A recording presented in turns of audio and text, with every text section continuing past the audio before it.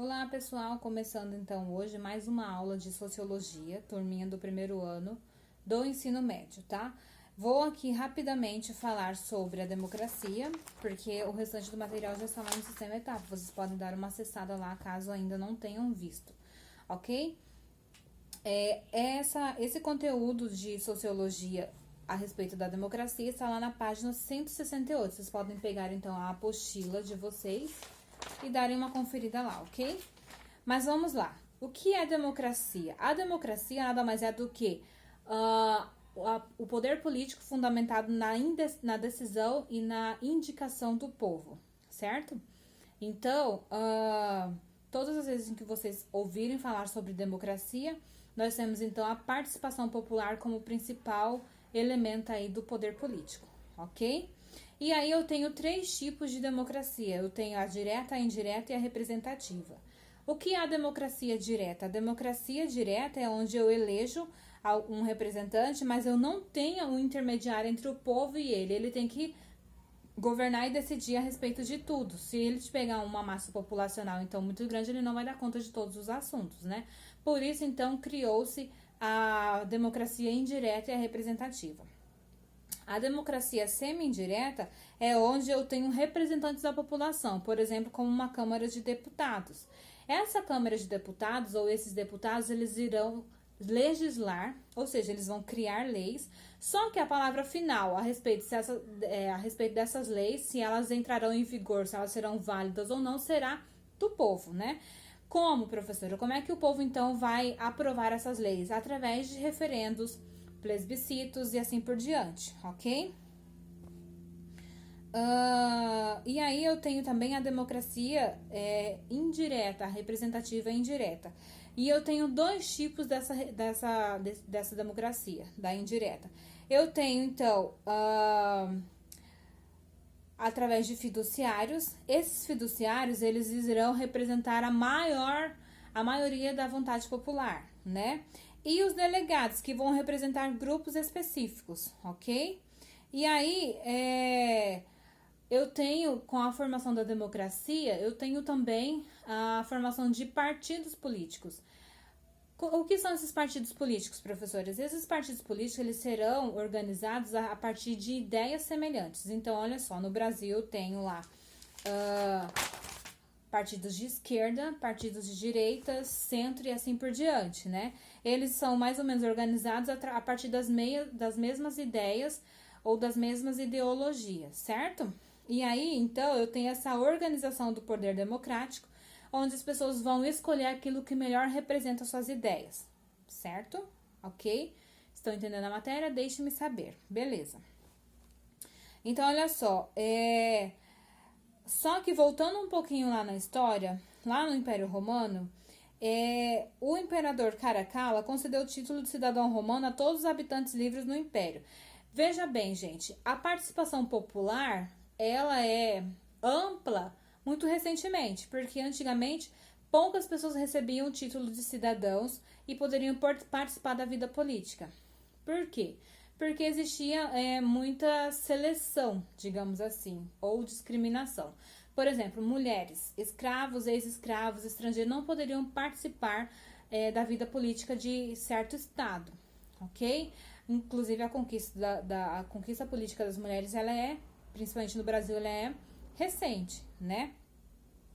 E aí, então, na Idade Média, consolidou-se a noção de contrato que fundamenta a visão na qual o Estado e a sociedade estão relacionados a partir de acordos estabelecidos, supondo assim a existência de direitos e deveres. Então, olha só, a partir do estabelecimento da democracia, houve-se então esse entendimento de que há um contrato entre Estado e cidadãos, né? Esse contrato nada mais é do que o estabelecimento de direitos e deveres, ou seja, as leis que nós temos estabelecidas, que nós temos que cumprir. Nós temos direitos e nós temos deveres, tá? Eu estou de acordo com isso e o Estado também está de acordo. E aí houve então esse estabelecimento de contrato, certo? Ao longo do século XVIII ocorreram transformações econômicas e culturais na sociedade, como a Revolução Industrial, o Iluminismo. E alguns processos de rompimentos e independência dos Estados Unidos, por exemplo, em Revolução Francesa, transformaram os súditos em cidadãos.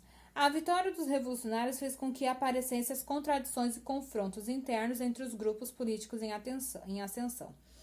Então, olha só, a partir do momento em que há a ruptura da monarquia e se estabelece a democracia, eu tenho também grupos que vão se confrontar, terão ideias distintas. Por isso, a necessidade de se estabelecer partidos políticos. Por quê? Porque eu vou eleger o partido, quem estará no poder, aquilo que eu mais me identifico, com as ideias que eu mais me identifico, tá?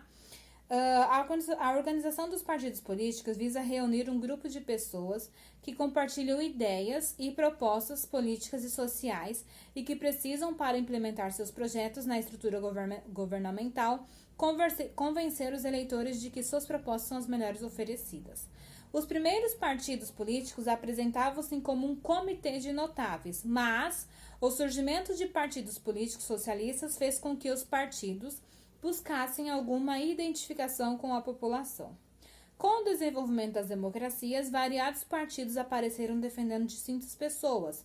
Ou seja, lá no início da formação dos partidos políticos, eles compartilhavam as ideias e propostas que precisavam ser implementadas dentro de uma estrutura governamental, né? E para que essas ideias fossem implantadas, eles tinham que convencer os eleitores, né? Mas aí nós tivemos então o surgimento dos partidos socialistas. E aí começou a chamar a atenção também da população, né? Porque essa hegemonia, ela foi quebrada. Então eu tenho mais ideias, né? E aí, com o surgimento dessas ideias contrárias, houve-se então essa disputa pela atenção do eleitor, certo? E aí, com a evolução desses partidos políticos, nós tivemos então o surgimento de partidos políticos específicos. Por exemplo, aqueles que vão defender causas ambientais, que vão defender direitos de minorias e assim por diante, tá bom? Apesar da diversidade de propostas, a finalidade de um partido político é o controle do Estado, permitindo assim regulamentar a sociedade e implementar nela seus interesses, ideais e pontos de vista. Gente, se eu eleger um partido de esquerda, eu tenho que entender que as ideias implementadas dentro desse governo serão a ideologia esquerdista. Se eu implementar um governo de direita, também será. E assim por diante. Então, por isso que a finalidade de um partido político é o poder, né? Para que ele possa implementar aquilo que eles acreditam, né? E o desenvolvimento dos meios de comunicação de massa fez com que as eleições dos partidos políticos atingissem um número significativo de eleitores. Então, houve, essa ampliação do poder político, né? Onde a massa ela tem acesso às informações e eles podem decidir quem eles querem no poder. Qual é a ideologia que eu acredito que eu quero no poder e assim por diante, tá? E aí, gente, lá na página, deixa-me só ver aqui, lá na página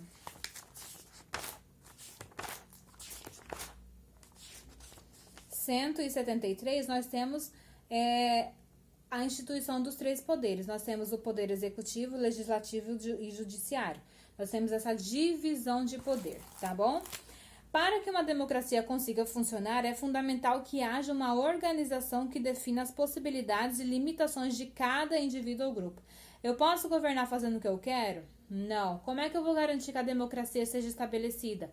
Eu vou criar mecanismos que vão limitar o meu poder. Então, houve-se o surgimento, então, desses três poderes, da divisão do poder em três hierarquias, que é legislativo, executivo e judiciário, tá? O que faz o poder legislativo, o poder judiciário e o executivo? Vamos ver mais à frente, tá? Ao se ter uma definição de cidadania, aqueles considerados cidadãos escolhem os representantes que deverão se reunir em uma Assembleia Constituinte. A definição de Constituição é fundamental para uma democracia. Gente, não existe democracia sem Constituição, tá?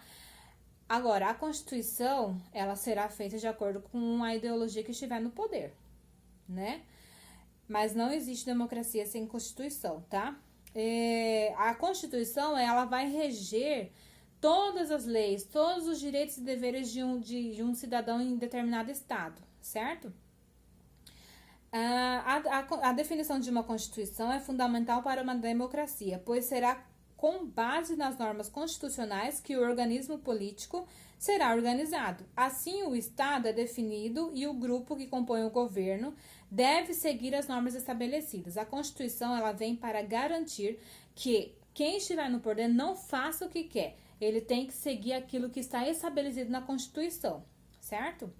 Além de fortalecer a participação popular, os fundadores dos regimes representativos perceberam que a concentração de poder colocava a própria democracia em risco, o que os levou a dividir os poderes, aquilo que eu estava dizendo. Em executivo, o poder executivo é aquele que aplica as leis e governa, tá bom? É aquilo que eu elejo para ser o meu representante político, é aquilo que vai governar o meu estado. O poder legislativo é aquele poder que faz e aprova leis, tá bom? E o poder judiciário é aquele que vigia, né? Que realmente fiscaliza para saber se as leis estão sendo aplicadas de maneira correta. E esse poder judiciário, ele fiscaliza até mesmo quem está no legislativo, quem está no executivo. Ele vai garantir que a Constituição e que as leis sejam aplicadas e sejam obedecidas, tá bom? Dentro dessa estrutura política, existem unidades administrativas, estados, departamentos e províncias. Além disso, dois grandes modelos de organização política administrativa. Nós temos a federativa. Gente, a organização administrativa federativa é a que nós temos no Brasil. Por exemplo, eu tenho um governo central, que é o presidente da República, o poder que legisla sobre toda a federação, e eu tenho os estados. Esses estados, eles têm uma certa autonomia política. Um exemplo disso que nós temos bem claro, por exemplo, nessa questão do isolamento. O governo central, ele quer o afrouxamento do isolamento social, certo? Mas os estados têm autonomia para decidir se vão afrouxar esse isolamento ou não. Então, perceba que eu tenho um poder central, mas eu tenho também as unidades que constituem essa federação, elas têm certo poder político, elas têm autonomia política para decidir aquilo que será melhor para a sua população local, ok? E eu tenho o modelo administrativo que é a unitária, onde eu tenho um poder central e as unidades que compõem essa federação não têm tanta autonomia política, ok? Até aqui tudo bem?